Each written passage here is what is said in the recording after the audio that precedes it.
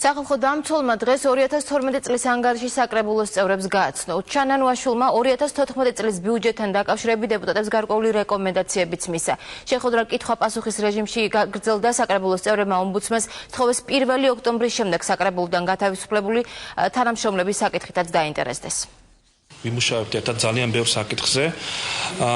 გამომდინარე იქიდან, რომ მომავალი წლის ბიუჯეტი იგეგმება, ჩვენი რეკომენდაციების გათვალისწინება ვთხოვეთ ასევე საკრებულოს და მათი მხარდაჭერა სახეზია, ეს ეხება ძირითადად იმ სოციალურ უფლებების განხორციელებას, ეს ეხება თუნდაც იგივე საცხოვრებელი ფართის გამოყოფას, უსახლკაროებთან დაკავშირებით. საკითხი, რომელიც პირადად ჩემს მიერ იქნა დასმული, ეხება სოციალური საცხოვრისების თემას და იმ ადამიანებს სოციალურ დაუცველებს, რომელთაც უბრალოდ არ აქვთ ჭერი, არ აქვთ სახლი, სხვადასხვა ობიექტური თუ სუბიექტური მიზეზების გამო და რომელთა მიმართაც სამწუხაროდ ამდენი წლის მანძილზე ვერა და ვერ მოახერხა თბილისის მუნიციპალიტეტმა, თბილისის ბიუჯეტმა ამ პრობლემის მოგვარებით. უმცირესობამ წერილობით მიმართეთ სახალხო დამცველს, ჩართული იყო იმ პროცესში და გარკვეული იყო იმ საკითხი, რასაც ეხება 22 ადამიანის გათავისუფლებას საკრებულოს აპარატიდან და კარგი იქნებოდა თუ მომკვდის პერიოდში ამ საკითხზე მოხდება რეაგირება.